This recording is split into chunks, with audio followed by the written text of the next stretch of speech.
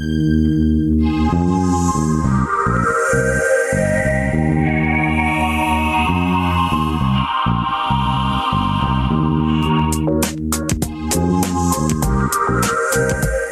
to Just Energy Radio with your host, naturopath and medical intuitive, Dr. Rita Louise. We have learned from Einstein's theory that matter and energy are one. Physicists believe that all systems in nature have their own particular way of vibrating. From the swinging of a pendulum to the waves of the ocean to the light that brightens the sky each day, each of these oscillates at its own unique rate. The same holds true for every thought, feeling, event, or word we speak. Each has its own frequency or rate of vibration. What many of us don't realize is when we take everything in our universe down to its simplest form, it is all just energy. Join Dr. Rita Louise on a journey through time and space where past, present, and future collide. Today, what you believe may be called into question. What we want to know is, who made up the rules? Be brave and step outside the box. We are about to turn our world upside down and venture into the unknown. Hold on. We are departing our own beliefs and entering alternative realms. Enjoy the possibilities. Hello and welcome to Just Energy Radio. I'm your host, Dr. Rita Louise, and thank you all for tuning into the show tonight. Oh my God, I just can't even believe how I did this. But in the first hour, we're going to be speaking to Dr. Bernie Siegel about his book, A Book of Miracles. And in the second hour, we're going to be having Neil Donald Walsh on the show. Imagine that, two great people all in one show. Oh, I just feel so lucky. Just Energy Radio is brought to you by soulhealer.com, which is about the products and services I offer, including medical intuition evaluations, energy healing, and psychic reading. So if there's stuff going on in your life, give me a call, drop me an email, and we can set up a time for a private consultation by phone, in person, and even by Skype. So we can help you get your life back together and help you re-experience health, healing, and wholeness. It's also brought to you by the Institute of Applied Energetics. That's www.appliedenergeticsinstitute.com, where you can jumpstart your intuition today by downloading their free 50-page guide. That's www.appliedenergeticsinstitute.com. Before we get started on the show, I just want to do a quick shout out to George C. for his very generous donation to the show. And so if you're out there and would like to help support Just Energy Radio, there is a button on the webpage and in the email, and we would always love your ongoing support to keep this programming alive. Just trying to think if there's any other announcements, not that I can really think of. In this hour, we're going to be speaking with Dr. Bernie Siegel. Let me tell you a little bit about him and get him on the air.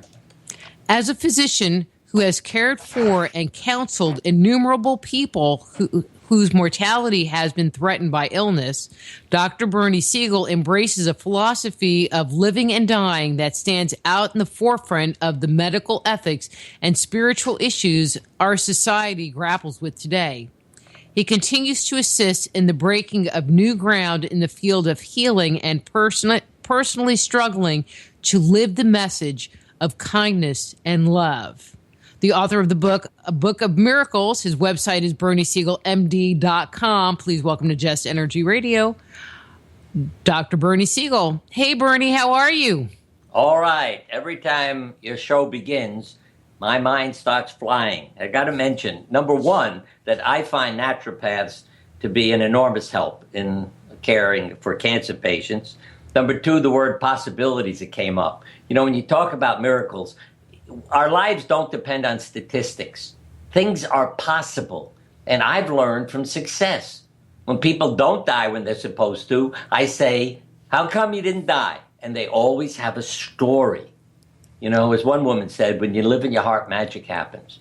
And then Ernest Holmes, Science of Mind, I love this sentence he wrote in one of his books, and I know he was smiling when he wrote it. What if Jesus was the only normal person who ever lived? So think about our potential. That's a word I always use with people. And if you're not afraid of failing, hey, you try. You see if you can achieve your potential. But that's really good.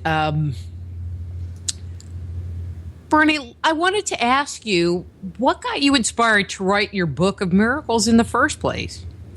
It's, to open people's minds, because they're all stories. As I say, that these are not just about physical problems, but they're interesting things that happen to people. You're walking in a national park in a fog. You hear a voice that means something to you. So you stop and turn around. And the next day there's no fog, and you realize you would be dead today if you hadn't turned and responded to the voice, because there was a cliff, and a couple more steps you would have been off the cliff. You have a dream. A woman appears and says, there's a lump in your right breast. She has dark skin. She has an accent. You go to the hospital. They diagnose it as cancer. Who walks in to take care of you? A woman physician from India, who was the woman in your dream. Now, and about 90 years ago, Carl Jung interpreted a dream and diagnosed a brain tumor. Nobody tells that to medical students. We should be saying to people, what are you dreaming? What do you know about your body? And that's why I got into whether you call them miracles or just consciousness, and the drawings by patients. That patients draw their anatomy. They draw the future. One child in the waiting room drew a picture of the operating room. It's symbolic, but everybody who looked at it knew that she was drawing an operating room she'd never been in.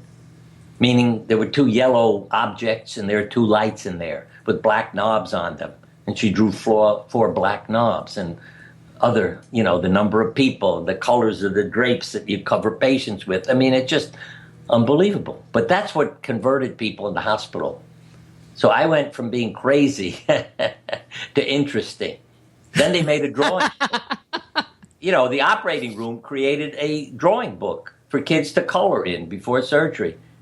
And some of the kids, now on one page it said, you will meet an anesthesiologist who's wearing an outfit that looks like green pajamas. Hey, it tells you. And what does a child draw? A red anesthesiologist. And the anesthesiologist said to me, yes, there's danger. His mother has muscular dystrophy. He may have a genetic defect and be severely damaged by muscle relaxants, because he'll go into contractions, not relaxation, raise body temperature, damage his brain. I said, hey, look at the last page. If he draws himself purple, a spiritual color, I'm sending him home, because he may be saying, I'm going to die in the operating room. Well, the last page was red and black. It hurts where you operate, and I'm not happy being here. So we went ahead. But again, how does a child intuitively know that? And believe me, it's not an accident. I've had enough experience. But again, the crazy medical profession. I sent articles to medical journals. Yes, this is interesting, but it's not appropriate. I sent them to psychology and psychiatry journals. Yes, it's appropriate, but it's not interesting. We know this. That's the part that drives me nuts. Doctors treat the result, not the cause. It's like having electricians and plumbers. They can't do the other one's work. And as doctors, we become so specialized, we don't take care of the person. We take care of the diagnosis. And I learned to take care of people. And when you took care of people, they didn't die when they were supposed to, See, Solzhenitsyn in his book, Cancer Ward, uses a wonderful term. If somebody gets well and they're not supposed to, doctors will say, oh, you had a spontaneous remission or a miracle. See? Well, what the hell do you learn from it? Nothing. You're lucky. But Solzhenitsyn talks about self-induced healing fluttering out of the book like a rainbow-colored butterfly. When I read that, he knows the story. The rainbow is your life in order. The butterfly is a symbol of transformation. You want good things to happen? Transform your life, create harmony and order, and your body changes its chemistry. I always say, if I had to summarize everything I'm trying to teach people, is love your life and love your body. But you said something really important, is that when we change our mood and change our expression, it changes the chemistry inside of us, which changes everything. Yeah, it's all physical. It's not, just what you're imagining. I have a crazy mantra every morning that I put together from Lao Tzu, Zen therapists, psychologists, and others. It's about 8 or 9 or 10 lines. I don't know if you want to hear it. Sure, why not? Yeah, because my wife has multiple sclerosis. When I'm getting her to exercise, I say it, and it perks her up. Thank you for everything. I have no complaint whatsoever. I am happy. I am healthy. I love my life, my family, my body, and my pets. I am content with what I have. I have all the energy I require. I rejoice in the way things are. Nothing is lacking. The whole world belongs to me. And you feel better after you say that. What I really like about that is you're not asking for anything. You're not begging for anything. It's more like you're accepting and coming to terms with what's and changing my attitude. Mm-hmm. And the reason I do it is I know I feel better when I say it, no matter what's going on that morning. But I also know from studies by psychologists who were doing these things that 3 to 6 months later, people said, hey, it works. Because in the beginning, I had to laugh at some of the stories I was reading. What good is that going to do? I have no complaint whatsoever. I got plenty of trouble. But, when the therapist kept saying, just keep repeating it. 3 months later, they'd come in saying, I do feel better. But you have to be willing to give it a try. So I experiment with myself. Then I know it's not my imagination. That it's really working. It's not because I believe in it or have faith in it. That works too, and I do that with people. If they believe in me, I help them with the beliefs. But I know it works because I'm testing it on myself. And my wife too, because I see it makes a difference for her. With you doing that work with her, have you noticed changes in her physical ability? Or less? We're doing like a couple of flights of stairs that are in the house on the way to the kitchen to have breakfast. So that's like our first exercise in the morning. And I can see that her steps, are more rhythmic and energized going up and down than if I don't say it. And sometimes if I forget, she'll start saying it and it clicks, It's like a rhythm.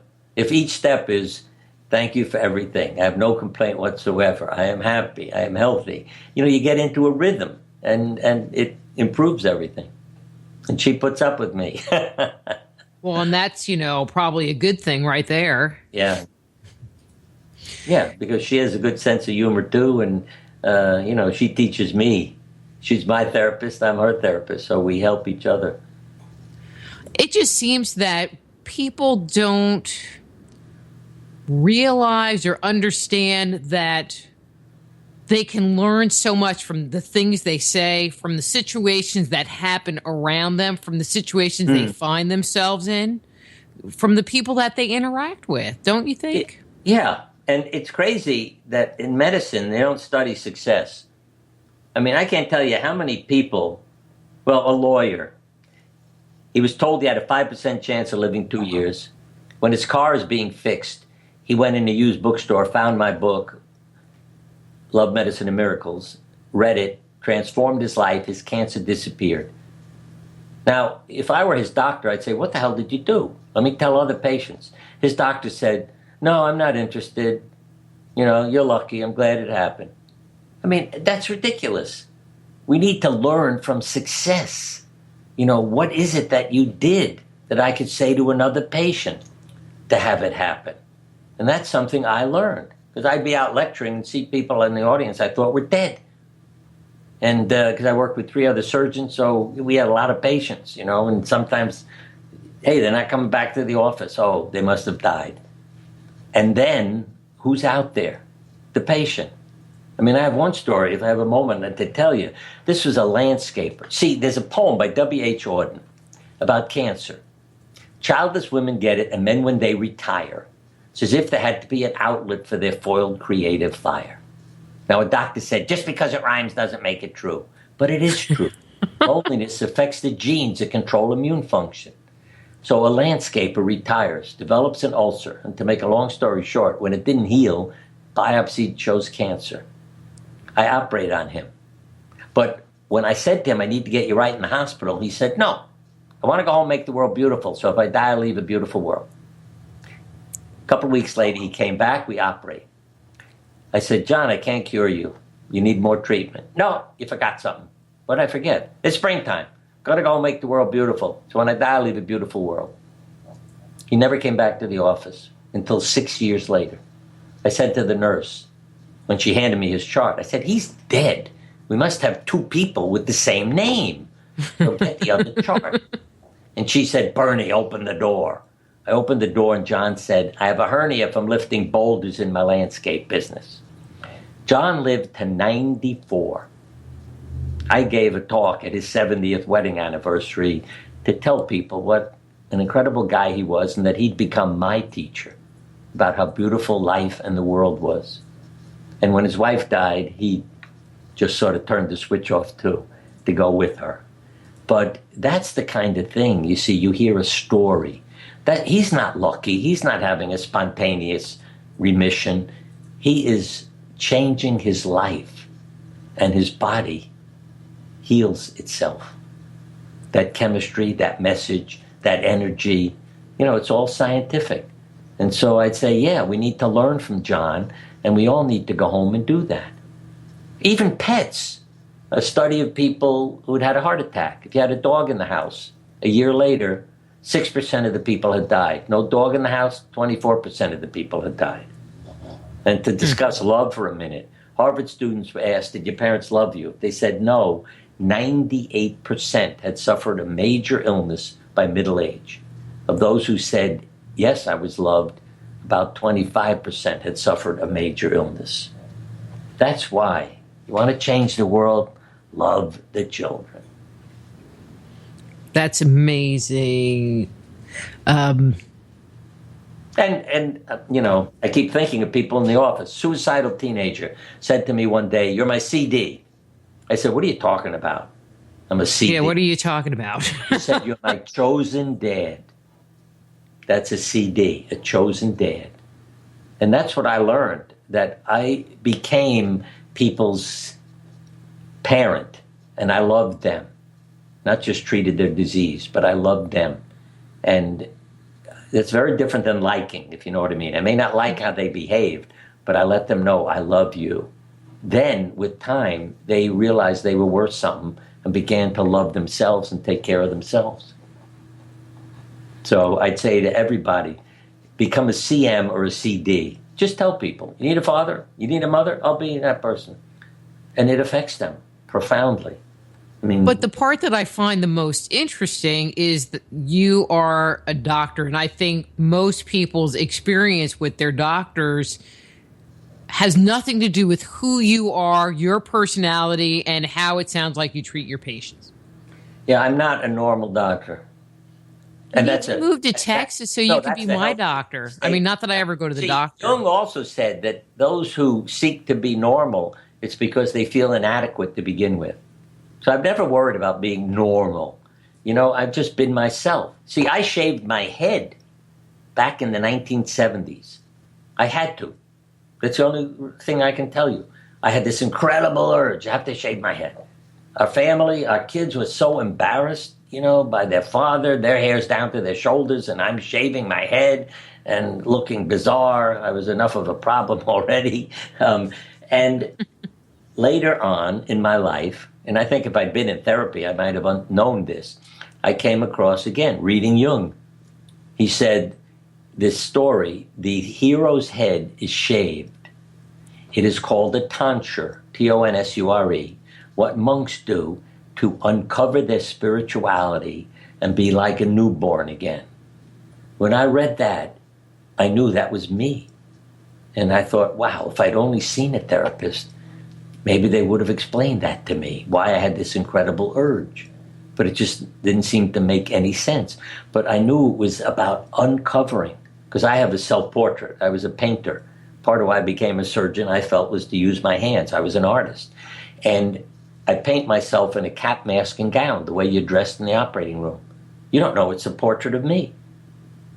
And why would you paint yourself that way? I mean, today I couldn't conceive of that's your self-portrait. Because when the family got tired of posing and our pets got tired of sitting still, I said, I'll paint myself in a mirror. And I covered myself up. And it all fit together. What you needed to uncover was what was within you. And that's true of everybody out there. You keep it stored in you, it'll cause you trouble. And if you're smart, yeah, you'll let the trouble wake you up and start you living again. But I always say, don't wait for a disaster to then write a book to help everybody. The books have been written. Read them and change your life. Hear, hear. Way back, a lot of decades ago, and I didn't know this is not normal. I thought, hey, this is what happens to everybody when you die. And I thought, this is really neat. I prefer being dead. I'm sorry my parents will find me dead, but I like being dead. People didn't come in to save me. The kid on the bed had a seizure and vomited. And the piece came loose and he took a breath and it was like a vacuum cleaner. You know, boom, I was back in there. And again, it gave me a different concept of creation, even though I was just 4 years old. It's like, hey, it's not up to you, kid. You know, you don't make all the decisions. There's something more to this. And then many years later, I was very busy with interviews and doing all kinds of things and writing books. And a friend of mine over the phone said, why are you living this life? Because I was so busy. I said to her, oh my God. She said, what do you mean? I said, I've gone into a trance because of what you just said. And to summarize it all, I saw myself with a sword in my hand killing people and animals and their pets. And I said, wow, maybe that's why I'm a surgeon, to help people with a knife. And even our home, I always called it a zoo with our 5 kids who were like crew members.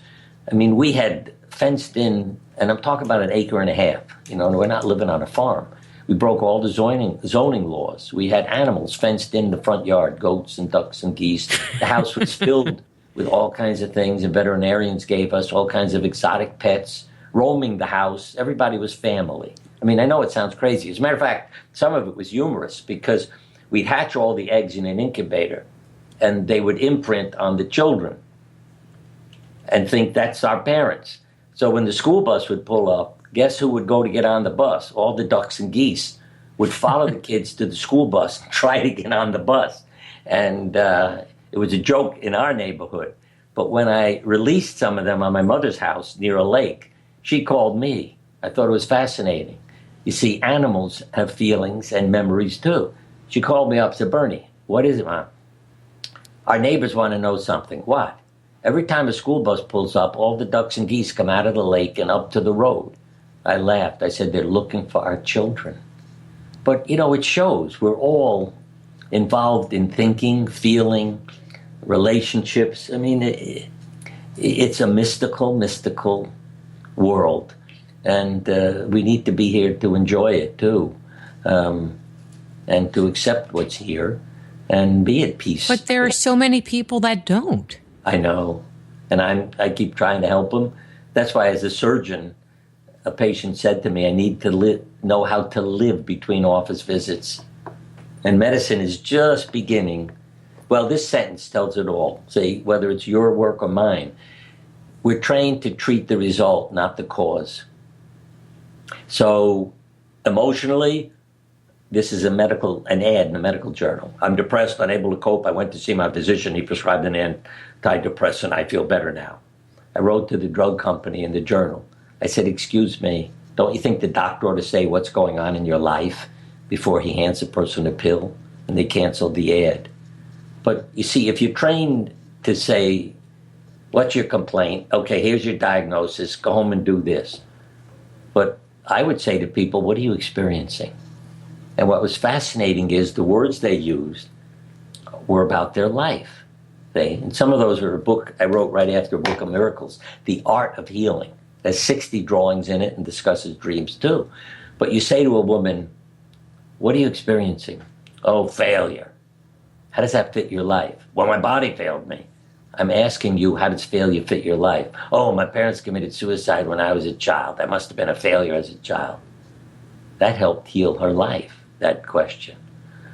Your migraine headache that you're being admitted to the hospital for. What does it feel like? Pressure.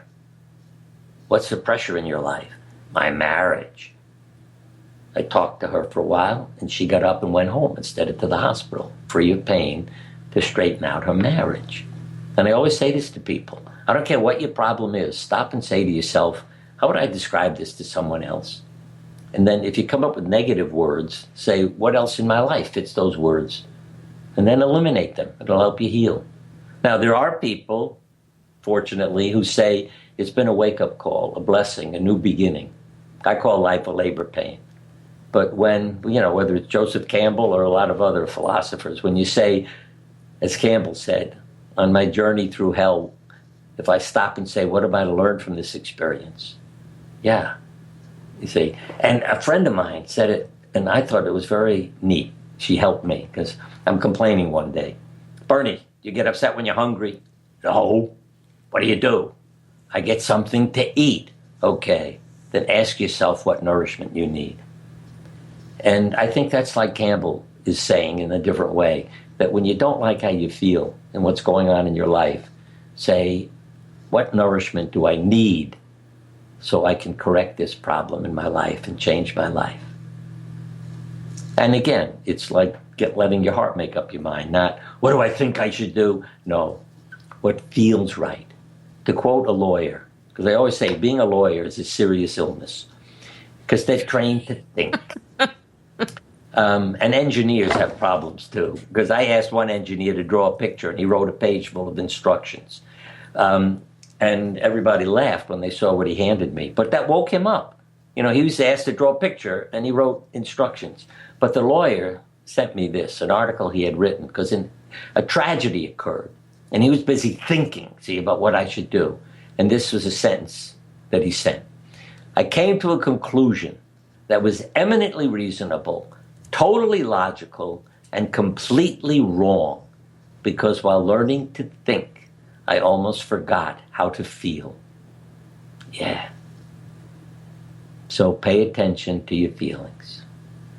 And don't make your body wake you up with a life-threatening illness. See, Monday morning, we have more heart attacks, strokes, suicides, and illnesses.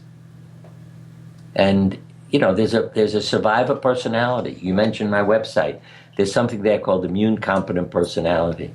I was happy to see in USA Today an article by a doctor. See, that they're waking up. Because what she said was, if we're doing a study on a new drug, we need to know the people we're giving it to.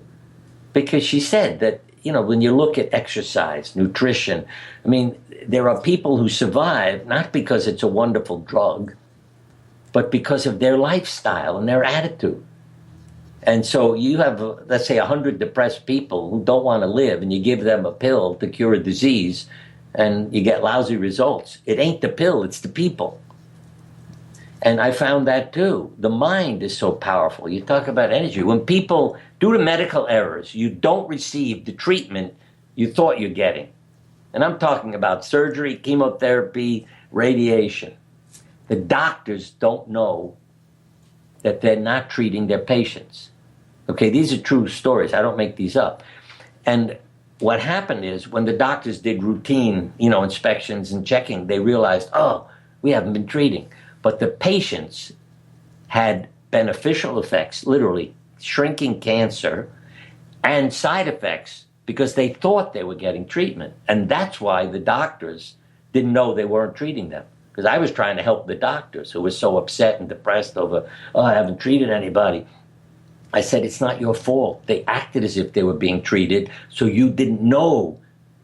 And you should have seen their eyes bulge, because it never occurred to them that that's why they never stopped to think they weren't treating someone, because they were all acting as if they were. And it's hypnotic. But can it happen in the inverse, where the doctor will say something and it will make your body not work? Like I have a client who, we won't talk about his issue, but he was taking some herbal remedies that are very effective, relatively safe, and he was told by the physician, those things don't work. Why are you bother taking them? And it's kind of like, really? Yeah, that's a stupid doctor. And I mean that. You see, because we're giving information, not an education. That doctor's treating the disease, not the patient. I have an article on my website called Deceiving People into Health. Now, why? Would you be upset if I lied to you and you got better? I don't think so. And I did a lot of children's surgery, and I realized how powerful my words were. And then one of our kids brought this home, and I don't think this was an accident.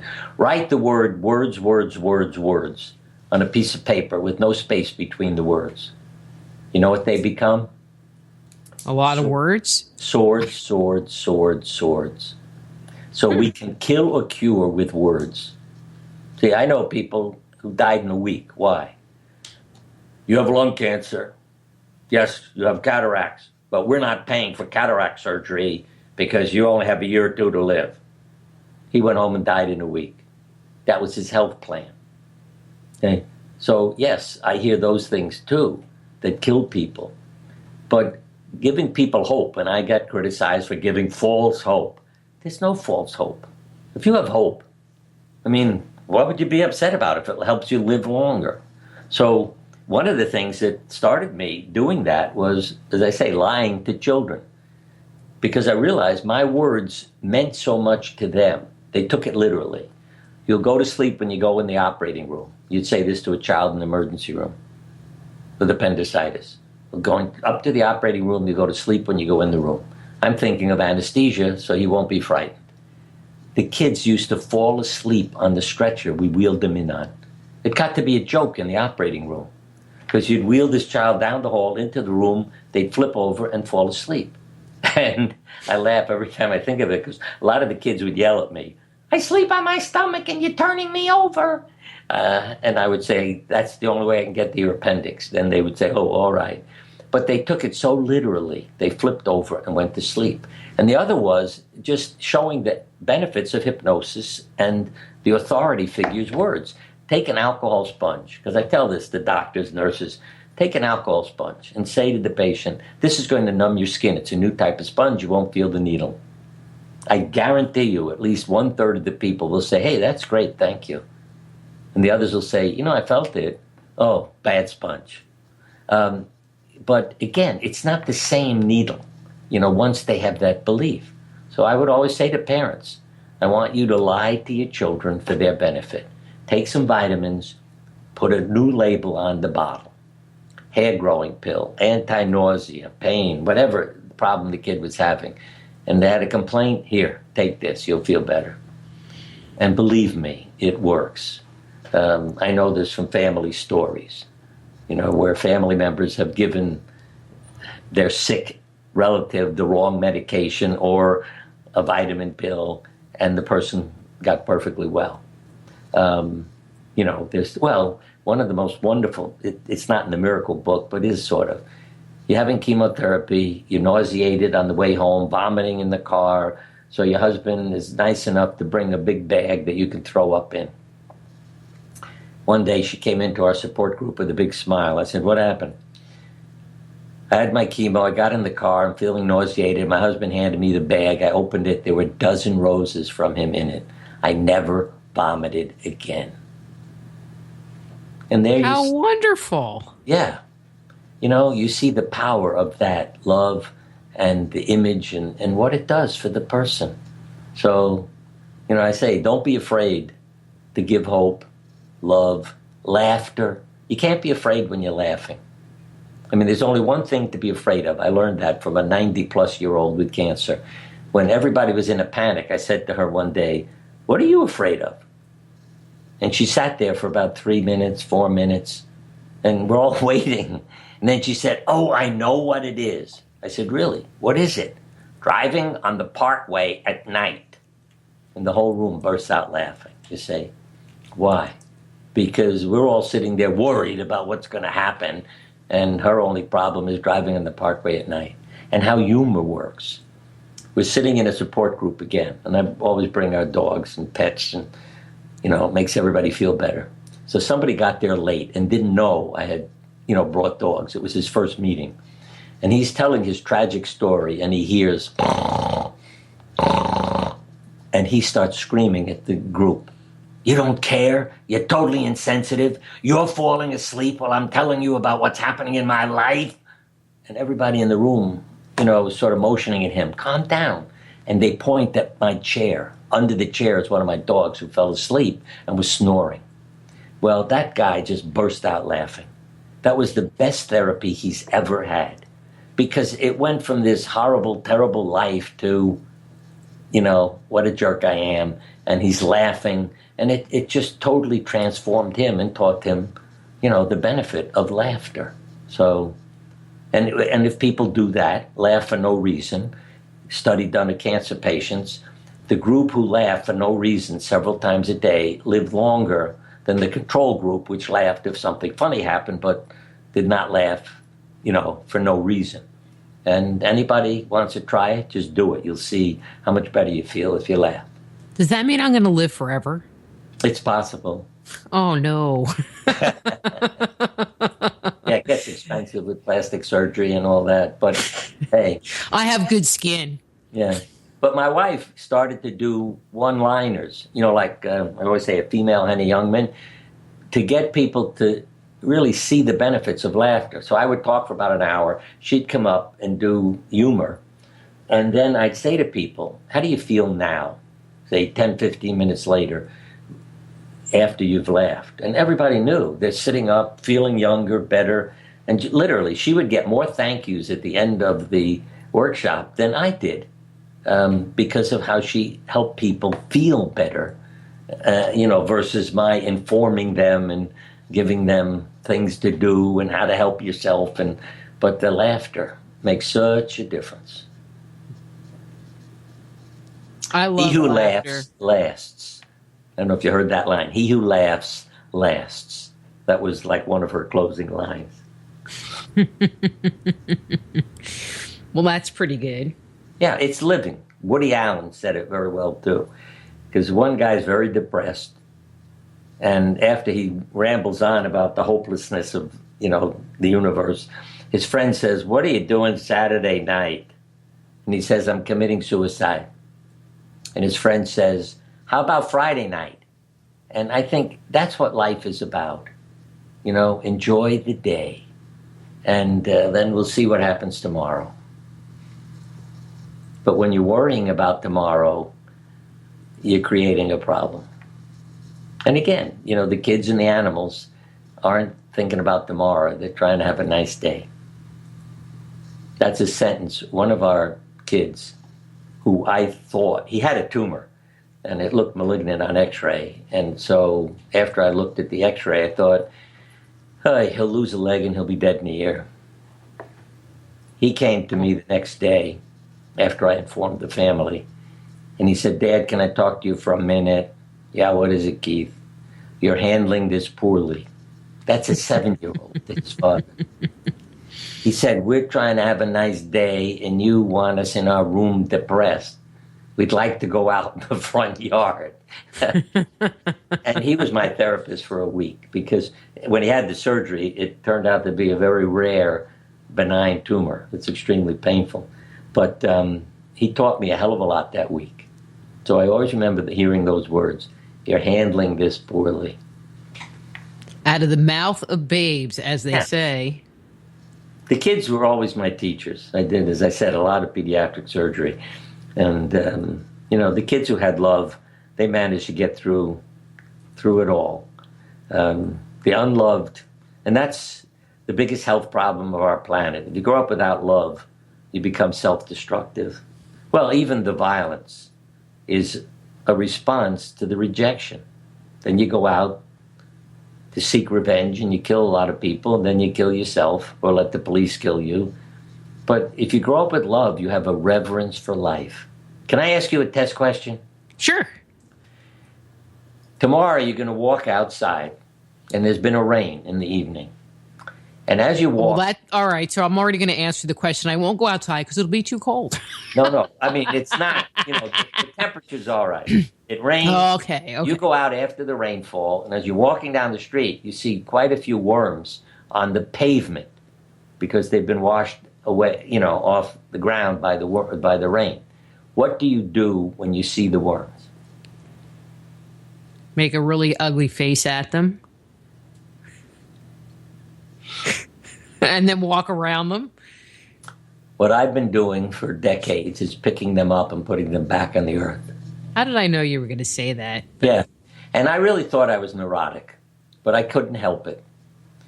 And then I came across dear Albert Schweitzer, one of his books. And he said, if you come out after the rain and you see a worm on the pavement, pick it up and place it back on the earth. And if you see an insect in a puddle, give it a leaf to climb up on. And he always talked about a reverence for life. And that's what I saw in our children. I wasn't thinking about it with all the animals. It's just I had to rescue everybody. But they can't hurt anything. They grew up with all these creatures. And one is in law enforcement. I mean, he's capable of killing. But he spent a half an hour saving a turtle's life. He said, I saw this turtle on the ground. Must have been a male because it didn't ask for directions. He has a sense of humor, too. So he picked the turtle up and spent half an hour to find a pond to release it. Now, I don't worry about him hurting somebody. You know? I mean, yes, he might kill somebody to save a life. But I don't have to worry about him being a law enforcement person for the wrong reasons. You know, for not knowing how to deal with his aggression. See, I never stopped talking because it's all part of my learning that Carl Menninger, the psychiatrist, also became a friend and therapist for me years ago. And he said to me, Bernie, what if you became a surgeon as a reaction formation to your destructive tendencies? And I love saying that to people. Why'd you become a surgeon? Well, I like cutting people up, but I don't want to go to jail, so, hey, I get paid for it now. But, you know, he said, Bernie, aggression is normal, but it's how you use it. So I always think, you know, football players are knocking each other's heads off. And recently you read about how they're treating their family. But if you get the aggression out on the field, you don't take it out on your family, say, or your neighbors, or the people even who rejected you, because you've gotten it out. And I took care of some football teams as a doctor, and I was amazed at how quiet these guys were, you know, off the field. 6'3", 250 pounds. Yeah, I didn't want them to ever be angry at me, but it impressed me that when they were out on the field knocking heads, when they came off, yeah, they were calm inside because the aggression had been released. So we all need to know ourselves better and what's within us. Well, and I always find it interesting that when asked, most people know what they need to do or they know the source of their disquiet. But when you say, okay, so why don't you do that? Why don't you quit your job or end this relationship or talk to your spouse or whatever that thing is, they are so reticent. I think it has a lot to do with failure feelings, because I saw this years ago when I send 100 letters out to people with cancer saying, let me help you live a longer, better life. Come to a meeting. And I thought several hundred people would show up because the secretary forgot to say it's just for our patients. You can't bring friends and relatives. Less than a dozen women showed up. I couldn't believe it. That everybody didn't want to live a longer, better life. But I realized they were afraid of failing. That's how they grew up. I mean, this is a quote. My mother's words were eating away at me and maybe gave me cancer. She said I was a failure. I embarrassed her. She only dressed me in dark clothes so nobody would notice me. Now, what saved that woman's life? Cancer. That's when she said, gave me permission to be my authentic self and to buy a red dress and red high heels shoes. Yeah, it's sad that you need to get a life-threatening illness to start living. And I say that to people, you know, that abandon the past. Put your pictures up around your house where you work and love that kid that you are. I mean, I know people don't even have pictures of themselves as children because of how their parents... I mean, you know, one woman, the reason I sigh when I think of all these people, you know, I mentioned the woman who said her cancer is a failure. Her parents committed suicide. She's not the only one I know whose parents committed suicide and told their children to kill themselves. So how do you grow up and take care of yourself when that's your life story? You know? Versus having a grandmother like I had, who loved me no matter what. And I don't have pictures of myself as an infant because my parents didn't want a record of what I looked like. I mean, there were pictures of a covered carriage. You see, again, as a kid, I thought I must have been sleeping because they never told me this story until I grew up. But again, my memories were still of being loved, no matter what I looked like. My parents didn't want to upset neighbors and relatives, so they covered me and hid me, but they still loved me. And what a difference that makes in terms of caring for yourself. You go into an assisted living facility and say to the residents, how many of you were loved by your parents? They look at you like you're nuts. What do you mean? Of course we were loved. So 90% of the hands go up. And I say, that's why you're alive today, because they loved you and you've taken care of yourself. Go into a high school. 70% of high school students have contemplated suicide in one study. Ask high school students, write a suicide note why you should commit suicide and write a love note why you're worth loving for homework. I tell them, you don't have to sign it. I don't need a name on the paper. The suicide pile is 3 to 5 times higher than the love pile. I mean, most of the time the love pile is never more than 1 page. And the suicide is several pages. And I'm telling you, you go into any high school and ask that question, which pile will be higher, you'll get the right answer. Do you think that's let me endemic? Say this, let me add this, that a lot of teachers thought the suicide rate will go up, you're making the kids. No, the suicide rate went down because the kids then began to get into therapy. You see, once they knew, I'm not the only one who has parents who abuse you. I don't have to lie about it anymore. I don't have to say I fell off my bike when my father has punched me in the eye. And so then the therapy starts and they help each other. You know, do you think it's endemic with contemporary culture, or do you think that this has just been something that has been ongoing in society and it's just now coming to the surface? I think it's always been a part of society, but I think emotionally it's worse now that we're becoming more and more detached. See, even back in the 1800s, I mean, it showed up in orphanages where kids would die of infections. And the assumption was, we don't want to pass the infection around, so don't touch the kids. That's why they were dying. Nobody was loving them. So when you do massage a child, its brain develops faster, it gains weight faster than a child not touched, fed the same amount. So again, mechanically, these things have gone on for hundreds of years. Well, let me give you a quote from Maimonides, 900 years ago. And then from Cat Fancy magazine a couple of years ago.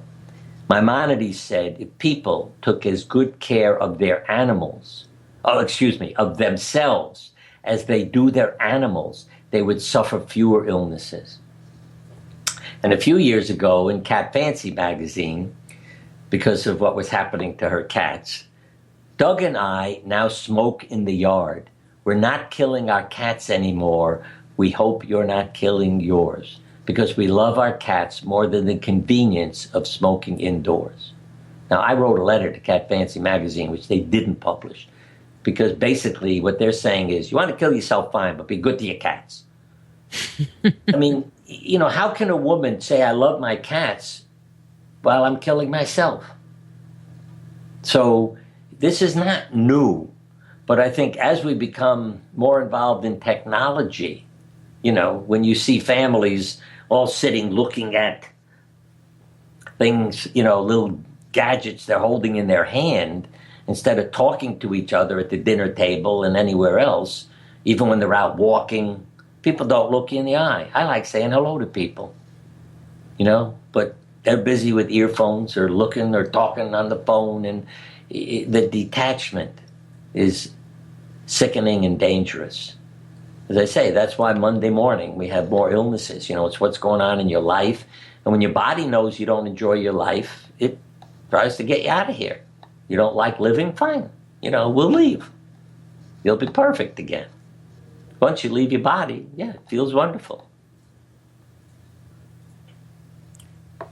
Well, that would be kind of different. Yeah. I mean, I really feel that life is a school. I describe it in two ways. I mean, life is a labor pain, of self-birthing. So we use the pain to work out who we are. And that it's also a school, that we're here to move up in grades, to learn. So we improve the future by raising our level of consciousness. And, if we were all graduate students, this would be a nice world. I mean, think of what just went on, in Paris. I mean, how can you do this to people? I just talked about reverence for life. I'm picking up worms and they're walking in and killing human beings. I mean, what the hell is going on here? But it's how they were brought up. Their parents. And they think that it's okay. Yeah. Well, their parents, their God, it's revenge. This is from East of Eden, John Steinbeck. We all experience rejection. Now, let me say this before I give him the full quote. The opposite of love is indifference, rejection, and abuse. It's not hate and fear. And he said, we all experience rejection.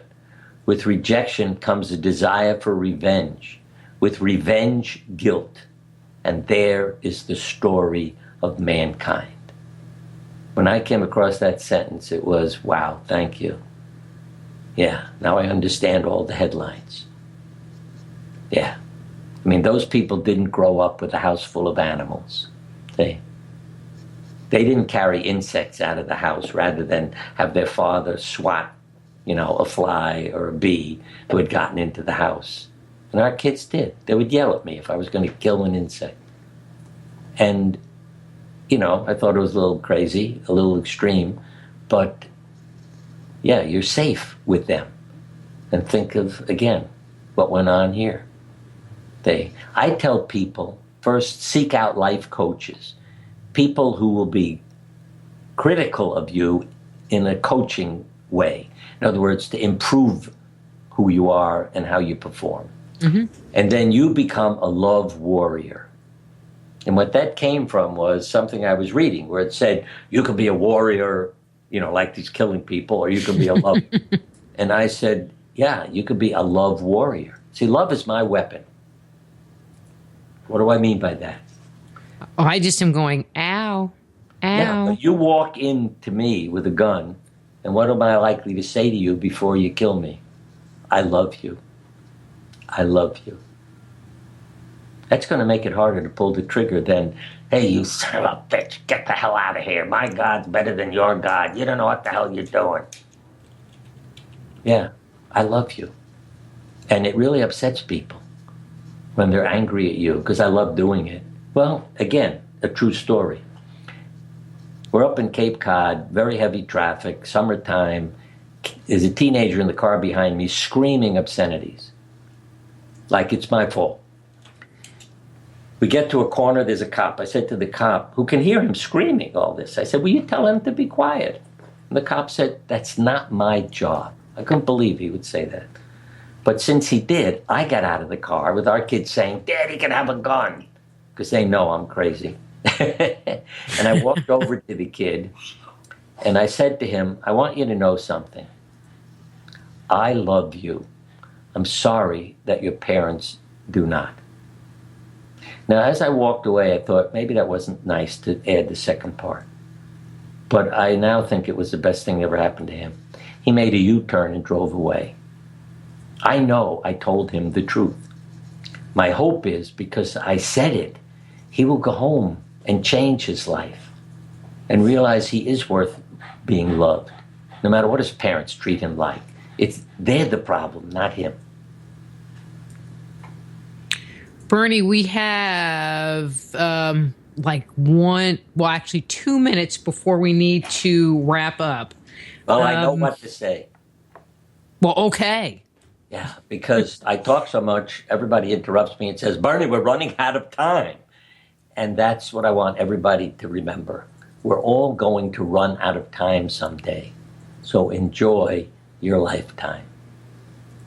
And the best way is giving love. When you give, you also receive. It benefits the giver and the receiver. So be a love warrior and watch what happens. Amen. I like that. A love warrior. Yeah. It makes it sound like you could, well, it gives you permission to take control. Yeah, I've had and people do something. Screaming at me for taking their parking space. And I lower my window and I say, I love you. Then they don't know what to do with you, And I even had one person come up to me because there was this psychotic lady in the parking lot screaming at me. And I said to her, I don't know what's going on in your life, but I want you to know I love you. And she turned and walked away.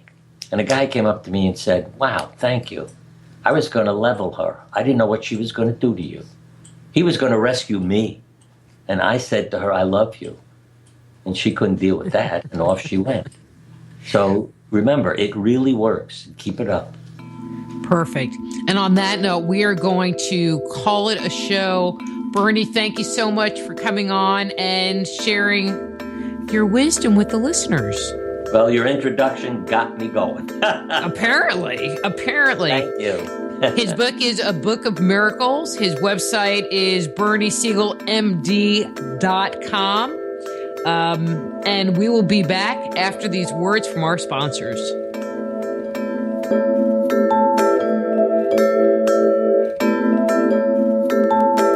Just Energy Radio with your host, Dr. Rita Louise, will return right after these messages.